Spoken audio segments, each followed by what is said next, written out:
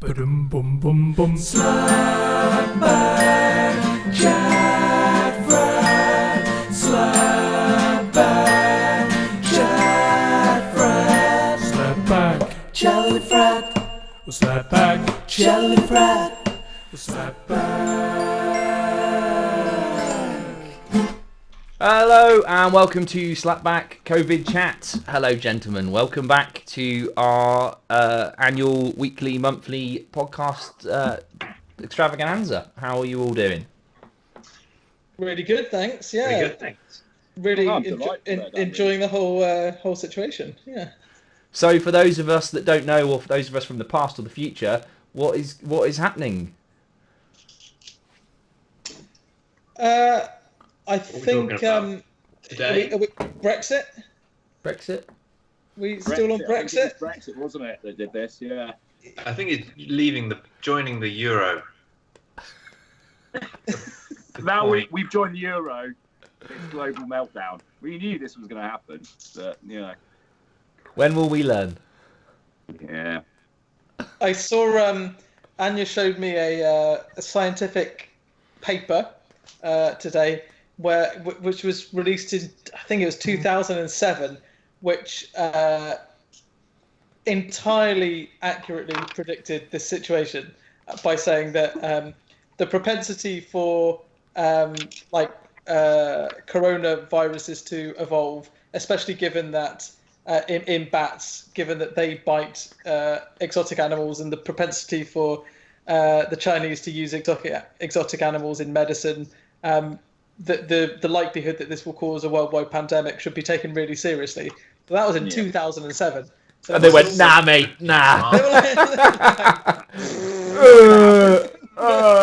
No. how about you just chill out, right? Yeah, why don't you just fucking wind your neck in?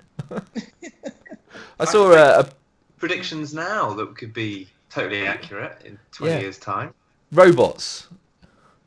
Yeah, robots will kill us all. Yeah, we'll look back on this, won't we, and go, there we go. From our final.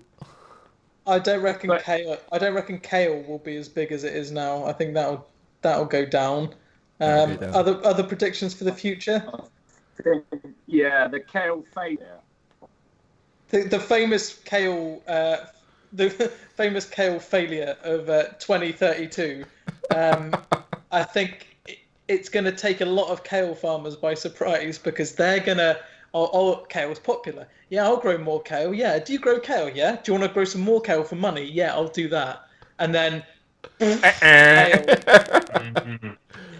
There'll be a lot of kale farmers saying, it's fine, you can blend it up. And people will be saying, in soups, people are saying, no, mate, you're not sneaking that shit past us. I know kale when I taste it. Well, there won't be any more kale quiches. The kale quiche market will go off a cliff. Oh, don't. It's not even worth thinking about. So has Oh, what I want to live in. how has COVID affected you, gents? Has it changed anything other than just being perpetually locked inside? What's it like in Bristol? Well, to be honest, I don't know, because I arrived back from California just a few days ago, and I haven't been out. Johnny California, get that straight in as soon as you can. Nice. You've changed. But I haven't gone out in Bristol because we're not allowed to go out. So To remind you of the time you were in California, does it? Not Looking brown. Yeah. So anyway, so I don't know what Bristol was like. It's like it's an unknown to me. It wasn't in It's like Bristol, mate. It was in California. Don't ask me about Bristol. The Hemsworth brothers were saying to me, like, we don't know what it's like in Australia either, and I was like, what? Because we're friends? And they said, no, that's got nothing to do with what we're saying in this conversation. But we are friends. And they said, yeah, sure. Why are you saying that? But anyway, Robert Downey Jr. phoned me and he asked me the same question: what's going on in Bristol? And I was like, not picking up that. DJ, back off. Yeah, back off. I'm not, But the long and the short of it, as I was Driving down Sunset Boulevard. Ozzy Osbourne, is that I don't know why he's a go-to impressive person. He's very impressive. I love the insight into your California. When your mind is just like, get someone. Ozzy Osbourne. So the long and the short of it is I don't know, so I haven't been out in Bristol. But life in Bristol, my life in Bristol, since we've been back, has been, quite nice, really, because generally I have to go to work. Don't really enjoy doing that. So I've just been around the house, really, and hanging out with Anya and Danny, which has been really nice. So that's this. And you have like people are really. I'm not like downplaying the seriousness and severity of it, but people are really reacting in lots of different ways. It's quite interesting, like to see people's psychological reaction to it. I think I just have maybe a kind of slightly blasé attitude. I'm not saying like I don't care about it, but like it hasn't psychologically hit home or impacted me yet. So I just I'm like, I just get to stay home, which is quite nice. Whereas other people, friends that I know, are like, I can't do any work because I'm just like constantly on the news or panicking or having like anxiety dreams and panic attacks and stuff like that. And I have none of that. I'm just feel pretty happy. Emotionally numb. Yeah. Which I mean, I know is a really, really sounds really callous when people are dying around the world. I'm really sad about that, obviously, but that situation seems like it's out there, and my situation where I'm just hanging around the house and making endless cups of tea seems like it's a different, like divorced from that reality. So things are fine. I'm okay, and I'm okay. So what about you, Fonts? How? How's things? I've gone door to door. Like people have been quite altruistic and stuff and putting notes through the door. So I've gone door to door and just written a little note for all of my neighbours, just saying, "Look, I'm fine. Fuck off. Don't worry about me. Do not worry about me. I'm good. Don't call on me." I will let you know if I need your help. Thank you. Maybe if you could just email me, your phone numbers and the amount of money you're willing to spend to help me, or time, because we've got a lot of stuff needs doing around the house. But yeah, so it's kind of strange. It's like to be honest, I haven't been reading that much news. I go on like The Guardian, like maybe once a day in the morning and just read it. So as I was saying, it's really interesting how different people approach it. Some people are like never off the news, like a rolling tsunami of like terror, and they're just like getting alerts on their phone every time there's an update from BBC News. They're on The Guardian, they're on Twitter, they're on but I've tended to stay away from that just because it's probably terrifying. Well, it is terrifying. So I don't know. I think there's a lot of misinformation out there as well, Webbs. A lot of misinformation. What's the best misinformation you've heard, Ollie? What's going to happen to the self-employed? I read a story about a giant bed that was for sale at quite a reasonably low price. Yeah. Oh, I'm on for that. I mean, did you tap that up? What, Russ! Whoa! It's a trap. A Corona trap. Okay. Did you get Corona pre-Corona there, Dan? You got Shit. Pre-Corona, maybe. maybe. Here for this last time, Fontaine. What's that, mate? Were you here for this last time? Oh, I was here for Bedgate. Oh yeah. Bedgate, yeah.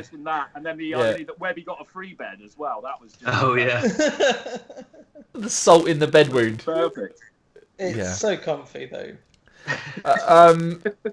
When you were away, I hadn't said anything yet, but your posture tonight looks really regal. Well, interestingly, since I heard the bed story, I think my bed got comfier. Yeah, I'd imagine so. I was thinking the same thing about my America trip. I was like, oh, Big Sur was brilliant. I was like, love driving down Big Sur. That was great. I love spending time outside in California. It's interesting how much. It's interesting how much things can be improved by someone else having a worse time. Yeah. I always thought my bed was comfy, but now every night I lie in it and go, and Dan doesn't have a good bed. But Dan, That's just- when you were in LA, the global pandemic you experienced quite mild. It was Mild quite symptoms, mild. that one. It was mild. I mean, I enjoyed going outside in LA. That was great, and Bloody mostly brilliant. brilliant. And out and driving as well was great, and limited amounts of pandemic were delicious. So. And the teaching you did at USC for 3 months? Oh, it was excellent. I mean, they wrote to me and said, "This will be hard Do to not top." come on property ever again. If anyone else comes out, I don't know who the hell you think you are, but next time you come on campus, you will be attacked by security guards. Yeah. listen to me.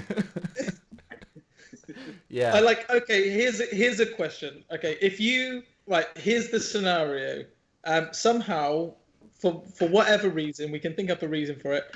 You have to go and stand in front of a large auditorium of students in like UCLA or somewhere like that, and you have 5 minutes to wing an hour. Like, so you're an invited. They think you're an invited guest speaker. You've got 5 minutes to come up with some hours talk that you could wing. What would you do? You have to go through with it. What would be your What, topic, me? or what would be your strategy? Yeah, you. So someone's like, right, get into the auditorium, and all of a sudden you're on stage. You've got a clipboard, so you look, I don't know. No, actually, you haven't got a clipboard. That's not what lecturers do. They don't carry clipboards. No, in fact, you haven't got a clipboard. I'd like to talk to you for an hour about this clipboard. Yeah. What would you? How would you? How would I've you? got my speech already. So Yeah, Okay, I- go on, Ross. I would flash it up on the thing. Paul McCartney, 1970 to 1975, haircuts, harmony, and hard weed. Bang. Done. Okay, so what's the? I mean, I appreciate I'm nitpicking, but because you did say bang done, but if I could just unpick that a little bit. That speaks for itself. You pop that up and you leave that there for 20 minutes. That's the first third of the lecture, just the title. Just What with are the you way doing feel at about this it, point? yeah. Well, no, there's a question mark at the end. So, Nice. And hard weed. hard weed. Is it Question hard mark? or is it not? Was it harmonic or not? Does the whole question mark refer to the statement or just one facet of the statement? That's what the students will be thinking about. I'll be pacing during this time. Just Sure. walking up. I'll be wearing like a firm pair of tweed trousers Mm, and then just pacing. okay. Pacing. Are you going to be doing Q&As at this point? Because it is a big question. Q&A is final 20 minutes, yeah. Okay. So right. what's going to be in the second 20-minute slot? So you've got your press-ups, first. 20 minutes in the middle. So you walk up and down for 20 minutes. You put the title up, walk up and down for Boom. 20 minutes, This is a sort of do warm-up. some 20 do some press-ups, and then say, any questions? And I charge 15 grand for that. That's very Yeah. reasonable. That is very I reasonable. like the That's thought you would amazing. open up the questions with, look, this is all pretty basic and self-explanatory. So Yeah. I imagine you don't have any questions, but just in case anyone's unsure about what. If anybody wants me to clarify any of the eras, any of the haircuts, any of the particular types of, anything that's been thrown up from... Yeah, I like the fact that previous- you're raising three things, but you are not at any point showing those haircuts or, Yeah, you don't or get to talking see about harmony. It's like you're not even getting a slide with like 5 haircuts throughout that period. You're just putting it up as a title. It's a and letting- broader philosophical point. In this day and age, you have a race at school, everyone wins, right? You have a lecture, and everyone gets notes and handouts, and they get spoon-fed all the information. That's not how I teach. I teach with my physicality, with my mentality, and with my frugality. And those 3 things, Is it all threes? they create a thread. And then at the end of the class, the students go out into the world 15% more intelligent. Really confused. I like, and of course, to be honest, you don't need to show that many slides because like college kids these days, what they don't know about Paul McCartney from 1970 to 75 isn't worth knowing. You know, it's just like that and Justin Bieber. They're just like, you know, they're hot on it. It's a class of the imagination, you know. Bang. Okay, so Russ, you've got yours. Fontas, you're going into UCLA. You got 5 minutes to think up your way to wing an hour that won't get you I don't know, kicked out. Your students have just seen my class, so bearing in mind they're that itching in their seats for something with a bit Yeah, of like- substance. Bit They of need class. to know. They need to know things, and as I'm a very educational man, I'd probably go for the history of hairspray. Nice. Hair oh, gone, okay. not right, you know. Yeah. Hairspray throughout the ages. Did you know, 15th century, they used to take the mink. The mink has got a sebaceous gland that you can squeeze, and it puts out this kind of sort of sticky kind of like deodorant kind of style substance. And they actually used to use it to position their big hair back in the day as well, back in place, basically. Hot fat number one. It'd be like that for an hour. Colour me impressed. Yeah. That's, Hairspray throughout the ages. I would even mention going on, you know, cross-referencing Russell's lecture that he's just done, how that played an important role with Macca's haircuts from Nice. the period of 1970 There to will be a 1975. fee payable for referencing my lecture. I'll That's be fine. referencing, mate. You know, I'll see it's going. I'm arcing back, basically. Where's your arc? What are you referencing? It references Himself. everything. It's the world. It's a full 360. You start my class, Yeah, finish the class in the same place, but with a different brain. different brain. All the same brain, just a lot more hot hair knowledge. Yeah. History of hairspray. How about yourself, Webbs? Well, you were actually going to do that, weren't you? You were actually going to actually do this. So I presume you actually had no idea what you were going to say. To be honest, I like hand on heart. I did make up what I like. The whole going to California thing was on a whim and a prayer, like a wing and a prayer rather. Like it was. I didn't read. Like I wrote a proposal for what I was going to do there, but it was not really based on any fact or knowledge that I had. So I would have been in a very similar. You got there. It's only because of fucking global pandemic that you're not winning this out right now. Exactly. Yeah. I would have been in that situation, like staying up all night trying to work out what I was going to say. So I don't know if I had to do it right now. The only subject I've got really as a fallback is the Beatles. I could definitely talk about the Beatles for quite a long time. Brief history of But Seinfeld. no, I don't know enough about Seinfeld. The Beatles has already been comprehensively covered though, and so that's why Russ has taken a very intelligent tact with Paul McCartney 1970 to 75 because that's a lesser explored era. So I think I would go with something like You could do a double bill, so if people got tickets to my class, they could have yours for free. you don't get tickets for classes. You shit for brains. You do when I see. I'm not going for free. Guest lecture. I Filling.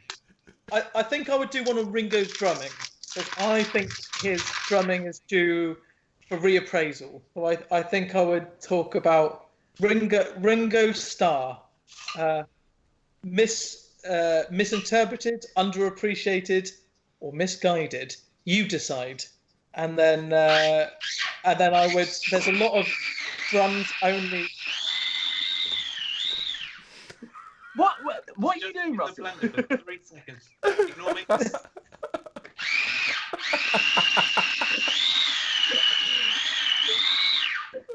Wow. Podcast gold. So I reckon I could spin a good hour out of Ringo.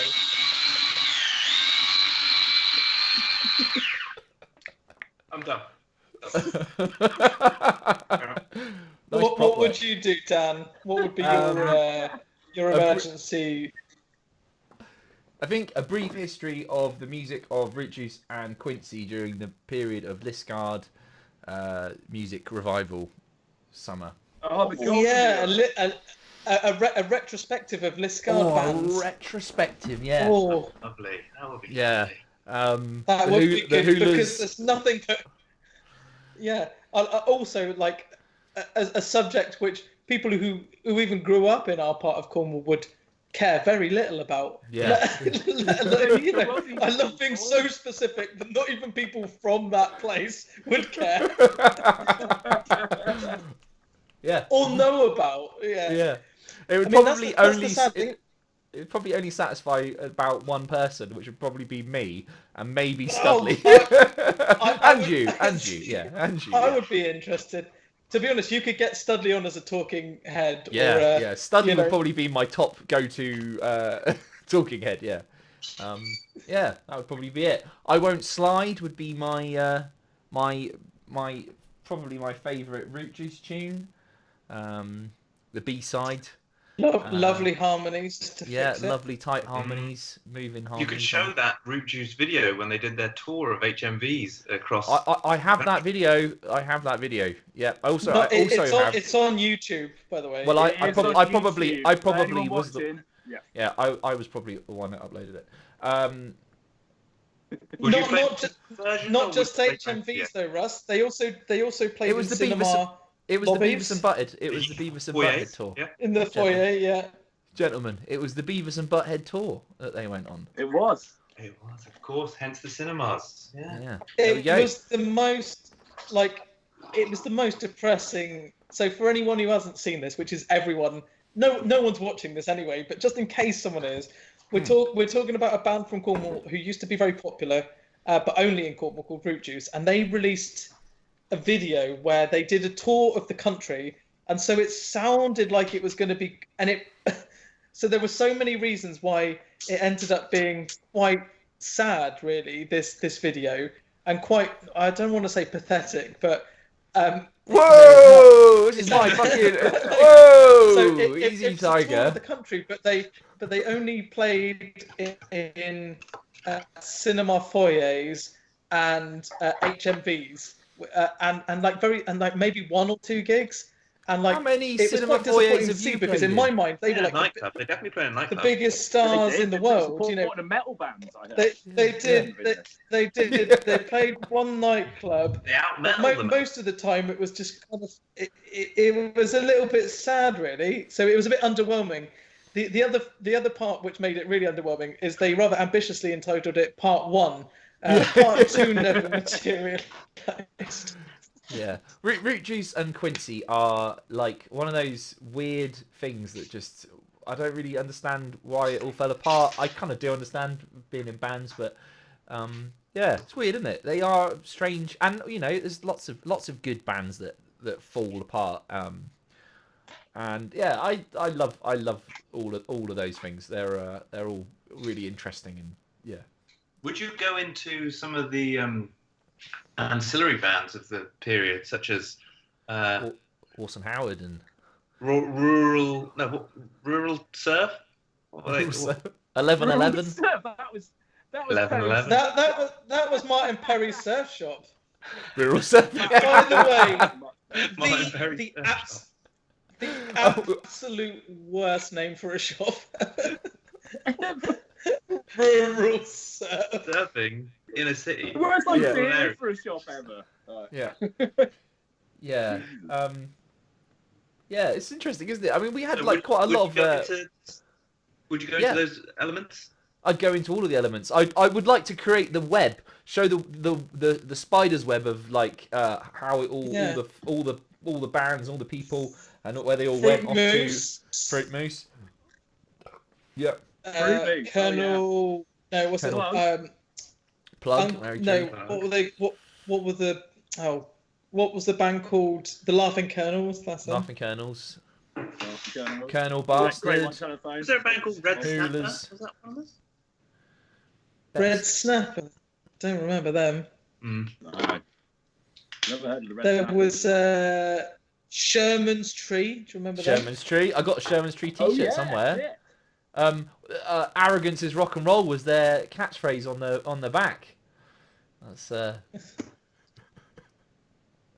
So there we go. That would be my talk. It would be very dull, but it would be quite and fairly inaccurate because I would forget most of it. But yeah, it would be a virtual tour as well. I'd go through like the fountain the back of the Fountain, which is now shut. Do you remember like our gig? Do you remember that gig we did at the Fountain where we just I know exactly the gig you're talking about. Yeah, we just got really straight out of Webs. not straight out of. They stayed for 3 songs before walking Oh, did out, and Why did they walk yeah, out? they told me they were quite disappointed in me. I played we played were a gig, and they're big fans of music, but we played a gig that was so bad that my parents actually just had to say, So many no, that people wasn't there as well. that It was, wasn't good. full, and it was so shit. Why was it Well, so bad? What happened? Who was involved? Well, We we got- were involved, so that gives We you a got little. really fucked. What happened? I can't. You yeah. you ended up crying, didn't you, Ollie? Because someone's dad told you to stop hitting the drum so hard. So well, not crying, but you got really annoyed. Like so Was that the encore? Oh, I'm dead. Right. Why was I on drums? Oh, it was Dr. Gonzo project, wasn't it? Yeah. Yeah. Yeah. Was that- and you were borrowing a drum kit from the support band, and the Yeah. person's dad, the drummer's dad, came up to you and Fucking had a hell, go at you for hitting the drum so loud, and then you wouldn't go back on. I was like, well, fuck you guys. I have one dynamic and it's hard. Oh, Get used to it. Get used to the force of the Fontaine. Yeah. Yeah, fucking hell. That is a memory, Jesus. But Yeah, I think I'll also the other issue was, apart from other things that people were taking, was that they left us up there all day, and there was basically an empty bar, an unmanned bar rather. So I think we were just drinking all day as well, and then combined and also with being everything all else. like mega lightweights. Yeah. Yeah. Who else was on the bill that night? The Laughing Colonels were supporting us, and they That was were, much better. they were consummate professionals. You They can say what you. played music, didn't they? Yeah. They were tight, they might not have been as sexy or as rock and roll as we were, but We were very rock and roll. we were so Gray rock and roll. playing bass at one point, if I remember correctly, or singing or something. It was What's like a that? free-for-all of the show. I can't well, really remember. we kept I remember a lot of giving the microphone to people in the crowd to sing. Yeah. That's an absolute classic. For like right out of Chris Martin. We were also going through quite a transitional phase where we were swinging from gentle ballads such as "Grow Old with Me" straight into "Apotheosis Litigation Disorder," which was I love how Ben had extremely- two songs. And those were his 2 songs, and they spanned the full expanse of his musical interest at the time. Yeah, that was amazing. Well, they charted his interest Love of the in kind of in indie. Yeah, because "Grow Old with Me," of course, is a unreleased John Lennon song. The title of an unreleased John Lennon song. So he nicked that as had that, but then wrote his own version, and then started listening to Tool and Deftones. I know And it was yeah, I'll do Mars that. Volta, wasn't it? It was the Mars Volta was the Mars Volta, yeah. that was the I think that was pre-Mars Volta. was it? It might have been Driving. Might have been Yes, I think Driving. it was Driving. Driving, Yeah, that's Because right. Mars Volta was Yes, like bit a later. couple of years after that. Yeah. Yeah. I think you're absolutely But- spot on. But yeah, the propensity to just have big word titles that sounds like Sounds Yeah. Like they impressive mean and something. intelligent. yeah. But mean absolutely nothing. After your parents left, did the gig improve, or what happened at that No. point? No, the whole thing just fell apart basically. Well, it ended because Ollie refused to go back on once the guy's dad had said stop hitting the drum so hard. So I think we were supposed to do an encore, Done. and we came off. Ollie, came is off- that the gig that your guitar was stood on and you pulled it apart? Is that gig? You remember your guitar? You rigged your guitar to like fall apart. No, that was something the else. night when I got blasted by the landlord, Sophie Hocking's dad, for smoking weed in the back. That was a powerful move. I rigged my guitar so it exploded at the end of the set. No, Great. that was my telephone. That was. Nice. And then I got off with Lucy Gately for about 2 hours. That was actually quite a good gig. To be fair. Yeah. I was have awesome. no memory Yeah, of actually, your. thinking of that. I have no memory of your guitar exploding. Oh, I remember it. I remember I it. He rigged the back, rigged so it up. They just pulled all the springs out, and the whole thing just kind of, yeah. And what Oh did yeah. people think? This guy, he's Who is this exploding guy? guitars. I know Matt Angle just thought I was a cunt because I just left all my shit on the stage and then state me. To be fair to him, Yeah, accurate, yeah. Brilliant. I remember Plug supporting Quincy and that being like the proudest moment. I was so pleased with myself. Joe, you've frozen up on our screen. I mean, he's frozen up in a very good position. Great. Loving Like life. Santa. it's like he's Yeah. still laughing. Oh, good times. Yeah. So that would be my talk. The Great talk. yeah. I think it'd be a spectacular talk. Again. Oh, we Look how lost much him. concept that's yielded in itself. Yeah, that was good. That's Oh, there he very is. exciting. He's come back. Here he is. There you are, Joe. Hi. That's Ollie. That is such a power move. Like, not only explode the guitar, but then headline is clean up my shit. I'm not See you doing later. that. I've got girls to No, kiss. see you later. You can have that. Hey, Barky, clean that up. Sort that shit out, boss. So was that so is that everyone supports Quincy at some point? Oh, we lost Joe again. He's still laughing. Yeah. Oh, we've all supported Quincy at some point. That's amazing. Yes, Yeah. I think we all have. Yeah. Yeah. I've got we have the supported those guys through thick and thin, and what have they given us? Absolutely. Yeah, nothing. Nothing. But yeah, my I have the Quincy live at the Fountain gig. I think I got that from Chrissy Garnett. Oh, it's an amazing piece of audio yeah, footage, that is. yeah, It's a good gig, that one. Good gig. yeah. It's a No, it was Karate great, Chop. It was great actually gig, yeah. Gary Swift recorded that. Yes, yeah, that's absolutely right. They finished with Paperback Writer. Is that right? Paperback Writer. Is that it? Paperback Yeah, that's right. Writer.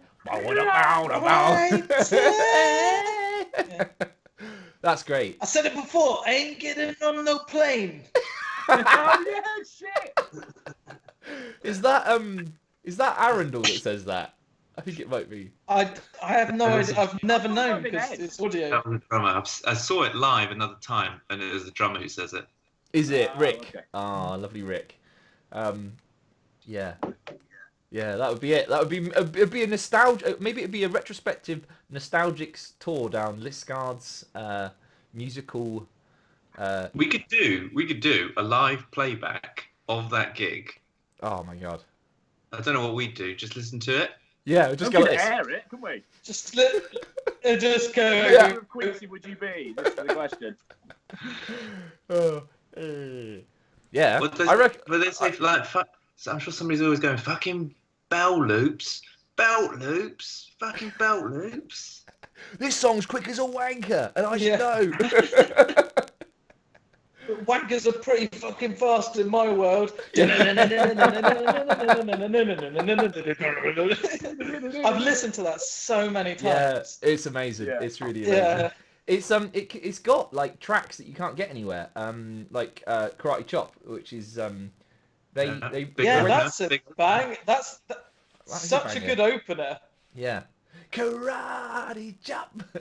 There's loads of tunes on that you can't hear on anything. Like Millionaire isn't on anything else, I don't think. Yeah, that's Good a one. nice one. Fucking millionaire. I wish I fucking was. Yeah. Yeah.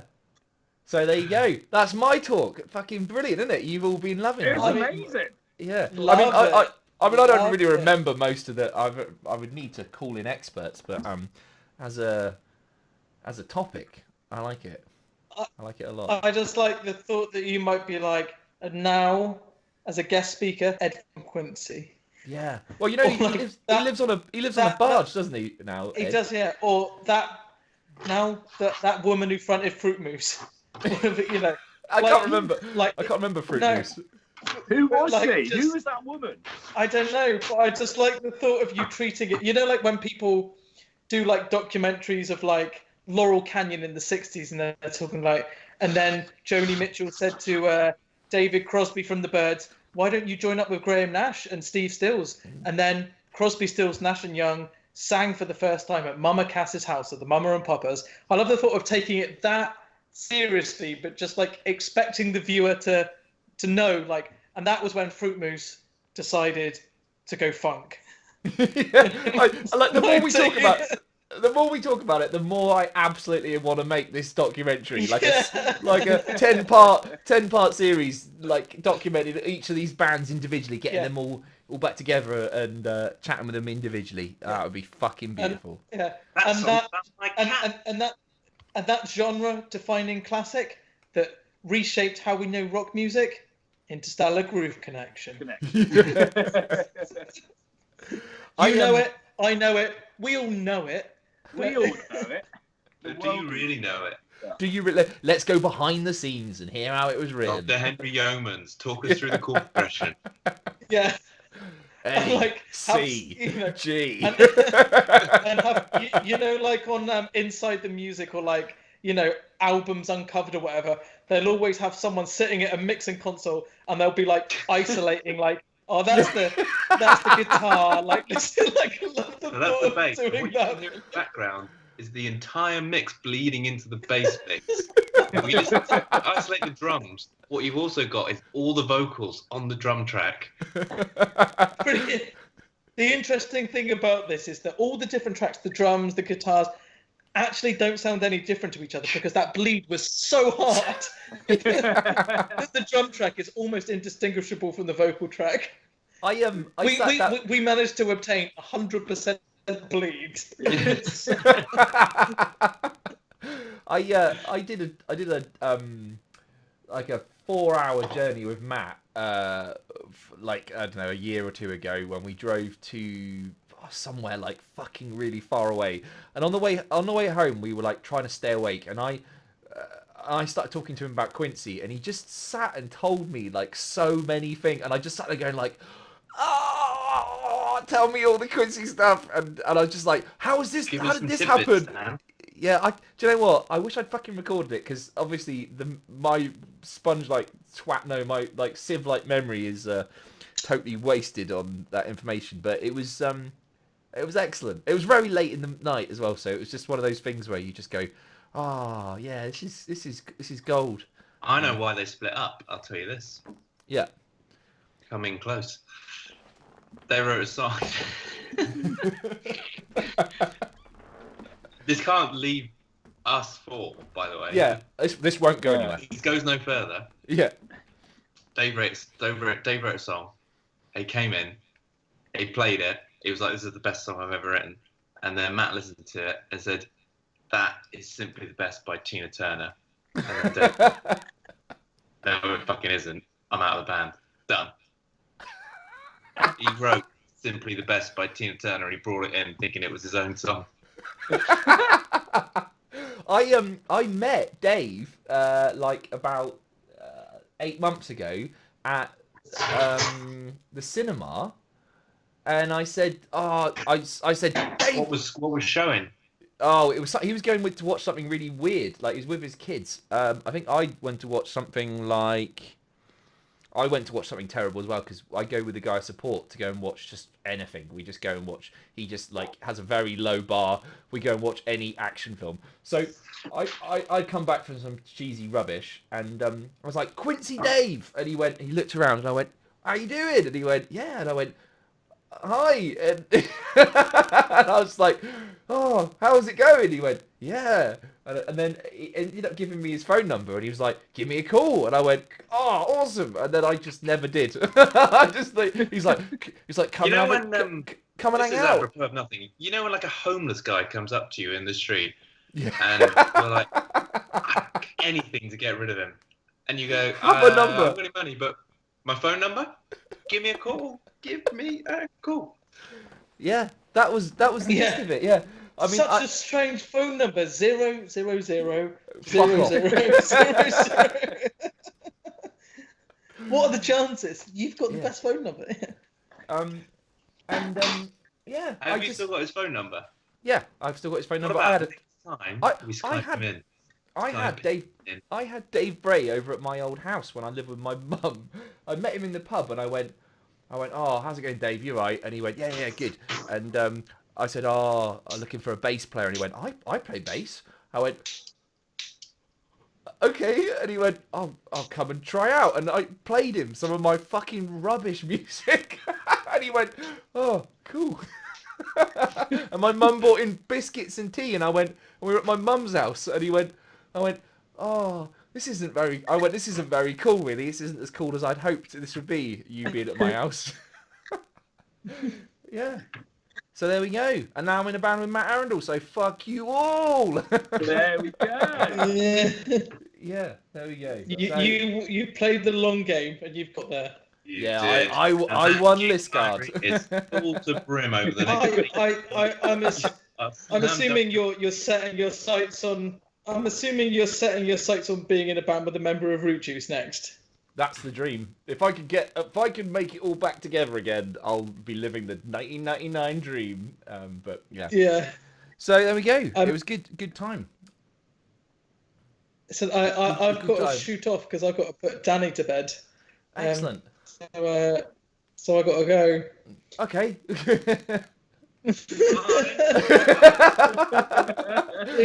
Lovely to see you all. Lovely to see you too. Oh, it's All right, delightful. well- that was basically pretty much an entire slapback on Quincy. Yeah, And that's- yeah. Scott Era. That was awesome. That's good. All right. Right. Well, we thanks, should call the slapback something like Liscard Bands 1995 to 2000 retrospective special. Yeah. So this has been Slapback Chat Frat. Thank you very much. We will see you again on the future. Cheerio. Goodbye. Bye-bye. Bye. Bye. Slapback Chat Frat.